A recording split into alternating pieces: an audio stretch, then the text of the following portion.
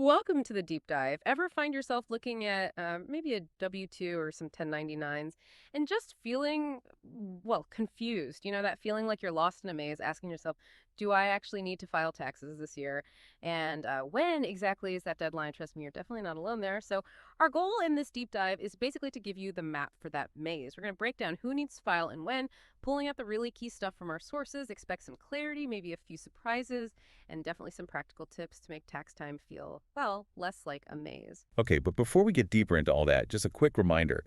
This deep dive draws heavily on material from Farhat Lectures. All the content, the examples, the explanations we're discussing, it's all derived from the great accounting resources over at farhatlectures.com. So whether you're maybe an accounting student studying for the CPA exam or already a professional, you should definitely check out the website. They've got more practice questions, video lectures, tons of support. It's really good stuff to reinforce what we talk about today. And a big thanks to Professor Farhat for providing this material for us. Absolutely. Okay, so let's start unpacking this first puzzle. Who really needs to file an individual tax return? You said it's not just about making money. That's right. It's a bit more nuanced. For individuals, it mostly comes down to three main things the IRS looks at. Three things. Okay, what are they? First, your filing status. Are you single, married, filing jointly, separately, head of household? Yeah. Or maybe a surviving spouse. This matters a lot because your filing status determines your basic standard deduction amount. That's number one. Okay, status. Got it. Second is your gross income. And that means all your income from every source before you take out any deductions. This number gets compared directly against that standard deduction we just mentioned. Income versus deduction. Makes sense. What's the third? Age. Specifically, being 65 or older by the end of the tax year. That usually gets you an additional deduction amount on top of the standard one, which naturally affects the income level where you need to start filing. So the basic idea is check your gross income against your standard deduction, plus any extra bit for being over 65. Exactly. If your gross income is more than that total, you generally have to file a return. That's the core concept. Okay, but you mentioned additional deductions. I thought there was also one for blindness. Does that fit in here too? Good question. That's a classic point that can trip people up. Yes, there is an additional standard deduction if you're legally blind, but, and this is the key distinction, that particular deduction for blindness does not change the calculation for whether you're required to file in the first place. Oh, really? So you only factor in the age addition for the must-file calculation? Precisely. The blindness deduction is something you claim if you have to file anyway to lower your taxable income. It doesn't affect the initial filing threshold itself. It's a common trick question area on exams, actually. Huh. That's really good to know. So being blind doesn't automatically mean you don't have to file if your income is over the regular limit. Okay. What about less standard situations, like, say, you're self-employed, a freelancer, or maybe claimed as a dependent on someone else's return? Do the rules change? They do. These are really common scenarios. Let's take self-employed folks first. For them, it's not about gross income, but net earnings from self-employment. So that's your profit, basically your business income minus your expenses. If that net profit is over a certain amount, it's often around $400, but always check the current year's figure as it adjusts. Then you need to file, even if your total gross income wouldn't normally require it. Only $400 in net profit. Wow, that's quite low. It is surprisingly low for many, yes. Now, for dependents people, someone else claims their standard deduction is calculated differently. It's the greater of two amounts, either a base amount, let's say $1,100 for example's sake, or their earned income plus a smaller amount, maybe $350. But critically, that total deduction for a dependent can't be more than the regular standard deduction for a single person. So they have their own special calculation. Exactly. And because of that, a dependent might still need to file. Maybe they had taxes taken out of a summer job and want a refund, or maybe they have unearned income, like from investments, that pushes them over their specific dependent filing threshold. Okay, this is making more sense. We've got the rules, the concepts. Can we put some actual numbers to this? I know the dollar amounts change each year with inflation and stuff, but seeing examples really helps make it stick. Let's maybe use, say, 2022 figures just to illustrate the rules. Absolutely. Using 2022 numbers is a good way to see how the rules work. Remember, everyone, these specific numbers change, but the principles stay the same year to year. So for 2022, a single person under 65 generally had to file if their gross income was over $12,950. Because that was the standard deduction for single that year. Precisely. If your income was below that, The standard deduction would wipe out any potential tax liability anyway. Okay. What if that single person was 65 or older? Then you add the additional age amount. For 2022, that was $7,950 for singles. So $12,950 plus $7,750 makes the threshold $14,700. Got it. And for married couples filing jointly? For married filing jointly, MFJ, under 65, the threshold was $25,900 in 2022. And if one spouse was 65 or older? You add an additional amount, but slightly different for MFJ. It was $1,300 in 2022.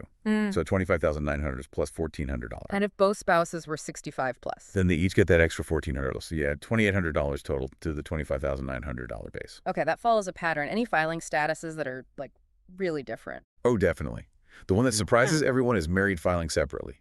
If you choose that status, you have to file if your gross income is just $5. $5? Seriously? Seriously, $5. It's often seen as, well, a penalty status in many ways. The system generally encourages joint filing for married couples. Filing separately triggers that incredibly low $5 threshold. Wow. Okay, mental note made. What about head of household? For head of household in 2022, the threshold was $19,400. And if they were 65 or older? You add the single person's age addition, that's $7,750. So $19,400 plus $1,750 gives you $21,150. Okay.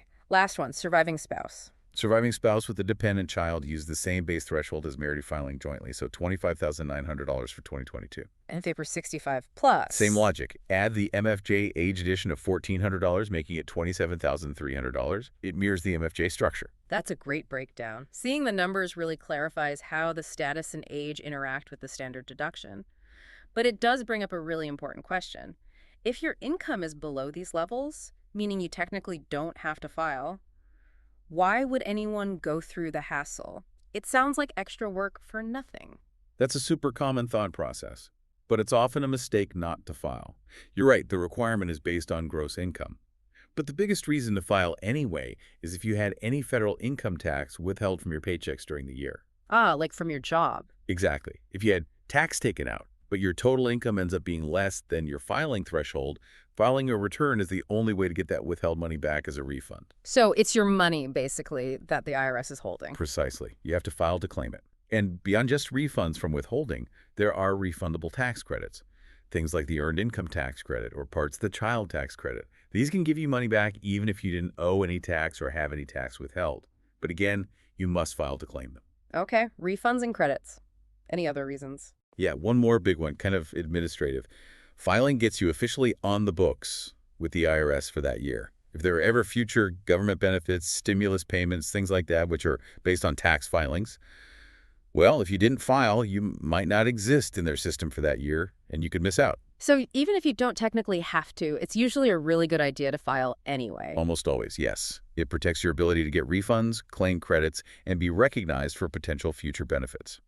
Don't leave money on the table or make yourself invisible. Great advice. Okay, we've thoroughly mapped out the who. Let's move to the second big question. When do you need to file? I think everyone knows April 15th, right? That date seems burned into our collective consciousness. But is it always April 15th? April 15th is the standard deadline for most individuals, yes. Technically, it's the 15th day of the fourth month after the end of the calendar year, since most people use a December 31st year end. 4 months later is April 15th. Exactly. But here's the key detail. If April 15th falls on a Saturday, a Sunday, or a legal holiday, The deadline shifts. it shifts automatically to the next business day. So if the 15th is a Saturday, the deadline becomes Monday the 17th. If the 15th is a Sunday, same thing, it's Monday the 16th. Okay, so watch the calendar, not just the date. Definitely. And sometimes a local holiday in Washington, D.C., like Emancipation Day, can fall around then and push the national deadline back a day or two as well. Always check the official IRS date for the year. Good tip. Now, what about businesses? Do corporations and partnerships follow that same April 15th individual timeline? No, they often have different deadlines, and it depends heavily on the type of business entity. Let's start with C corporations. C Corp have to file a return every year, regardless of whether they made a profit or loss. Their standard due date is generally the same as individuals, the 15th day of the fourth month after their fiscal year ends. So if their year ends December the 1st, it's April 15th. Correct. But there's a weird exception. C Corp that have a fiscal year ending on June 30th, their deadline is actually September 15th. September 15th. That's the third month after June 30th, not the 4th. Exactly. It's an odd historical quirk for just that specific year-end. A little trap for the unwary. Huh. Okay, so C Corp mostly April 15th, unless they have that June 30th year end. What about partnerships and S Corp? Ah, partnerships and S corporations are different because they are pass-through entities. Right, you mentioned that they don't pay the tax themselves. Correct. The income, losses, deductions, credits, they all flow through to the individual partners or shareholders' personal tax returns. Because of this structure, their filing deadline is actually earlier. It's March 15th, or the 15th day of the third month after their year ends. March 15th. Why do they have to file a month earlier than individuals? It's actually designed to help the individual owners. The partnership, or S Corp, needs to file by March 15th so it can figure out each owner's share of everything. Then, they prepare and send out the tax forms, usually a Schedule K-1 to each owner. Ah, so the owners get their K-1s after March 15th? Ideally, yes. This gives the individual partner or shareholder that crucial month, from March 15th to April 15th, to take the information from the K-1 and correctly report it on their own personal 1040 tax return before their deadline. That makes perfect sense now. The March 15th deadline for the business feeds into the April 15th deadline for the owner. It's sequential. Exactly. It's all about information flow. Okay, this is great. We know who files, we know when. But life happens. What if you just can't get everything together by March 15th or April 15th? Yeah. Is getting an extension an option? Yes, absolutely. Filing for an extension is very common. For individuals, partnerships, and S Corp, you typically file Form 4868. And the good news is, these extensions are usually granted automatically by the IRS as long as the form is filed properly by the original due date. Automatic, so you don't need a specific reason. Generally, no. You just file a form, and you get an automatic 6-month extension of time to file your return. So for individuals, that pushes the filing deadline to October 15th. October 15th, okay. And C corporations. They also get automatic extensions, usually 6 or sometimes even 7 months, depending on their year end. They use a different form, Form 7004. So extensions are pretty straightforward to get. Getting the extension is straightforward. But here comes the single most important point about extensions, probably the biggest misunderstanding we see. Okay, lay it on us. What's the catch? An extension grants you more time to file your paperwork. It does not grant you more time to pay any tax you owe. Ah. So even if I get the extension and don't file until October? You still have to estimate your total tax liability for the year and pay any amount you expect to owe by the original deadline, April 15th, for most individuals. So you have to pay by April 15th, even if you haven't finished the return. Precisely. If you file an extension but don't pay what you owe by April 15th, you'll face interest and penalties on the unpaid amount, starting right from April 15th, even though you have until October to file the forms. That's huge. I bet a lot of people get caught by that. They think the extension covers payment too. It's an incredibly common and potentially costly mistake. Yeah. The IRS wants its money on time, period. The extension is just for the paperwork submission. Okay, message received.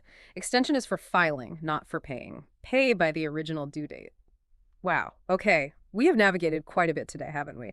From figuring out who needs to file based on, status, income, age, to understanding the different deadlines for individuals versus C Corp versus pass-throughs like S Corp and partnerships, and finishing with that absolutely critical point about tax extensions only covering the filing, not the payment. We've definitely dug deep. We really have. I think the core things to remember are, for individuals, it's that comparison of gross income to your standard deduction plus age additions.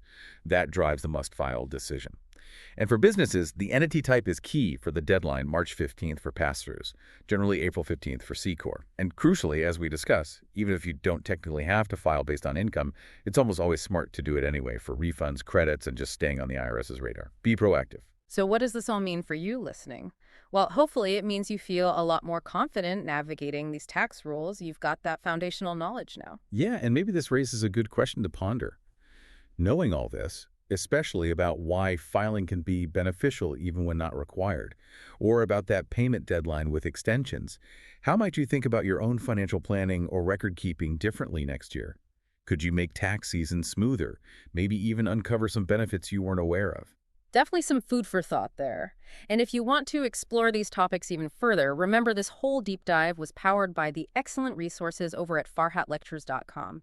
It's a great place for more practice, detailed videos, and support on all things accounting and tax. Definitely check them out. Until next time, keep digging for those insights.